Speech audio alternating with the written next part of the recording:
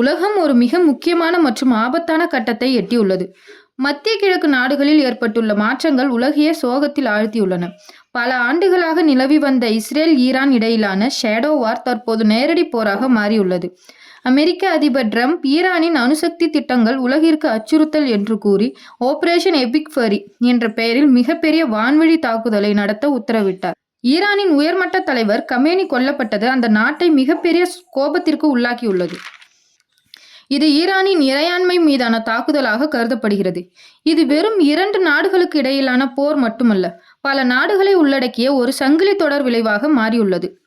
Iran தனது proxy அமைப்புகளான பெலனான் மற்றும் Yemen கிளர்ச்சியாளர்களை ஒருங்கிணைத்து இஸ்ரேல் மீது ஆயிரக்கணக்கான ஏவுகணைகளை ஏவியுள்ளது.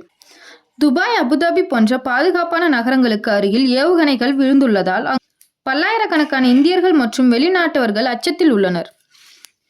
மத்திய கிழக்கு நாடுகளின் வான்வழி மூடப்பட்டுள்ளதால் ஐரோப்பாவிற்கு செல்லும் விமானங்கள் அனைத்தும் நீண்ட தூரம் சுற்றி செல்ல வேண்டியுள்ளது. இதனால் விமான கட்டணமும் கடுமையாக உயர்ந்துள்ளது. ஒரு பக்கம் அமெரிக்கா, இஸ்ரேல் மற்றும் ஐரோப்பிய நாடுகள் உள்ளன. மறுபக்கம் ஈரான், ரஷ்யா மற்றும் சீனா ஆகிய நாடுகள் ஒரு மறைமுக கூட்டணியாக பார்க்கப்படுகின்றன. உக்ரைன் போரில் பிஸியாக இருக்கும் ரஷ்யா தற்போது ஈரானுக்கு அதிநவீன ஆயுதங்களை வழங்கி வருவதாக தகவல்கள் வருகின்றன. சீனா நேரடியாக போரில் இறங்காவிட்டாலும் அமெரிக்காவிற்கு எதிரான பொருளாதார தடைகளை விதிக்க தயாராகி வருகிறது. இந்தியா இப்போரில் நடுநிலை வகிக்க முயற்சித்தாலும் சில பாதிப்புகளை தவிர்க்க முடியாது. கச்சா எண்ணெய் விநியோகம் பாதிக்கப்படுவதால் இந்தியாவில் பெட்ரோல் விலை லிட்டருக்கு 150ஐ தாண்ட வாய்ப்புள்ளது. இது அத்தியாவசிய பொருட்களின் விலையை உயர்த்தும்.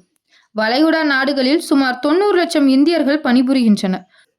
போர் தீவிரமடைந்தால் அவர்களை பாதுகாப்பாக மீட்டு வருவது இந்தியாவிற்கு ஒரு மிகப்பெரிய சவாலாக இருக்கும். உலகளாவிய பங்குச் சந்தைகள் சரிவை சந்தித்து வருவதால் முதலீட்டாளர்கள் பெரும் நஷ்டத்தை சந்தித்து வருகின்றனர்.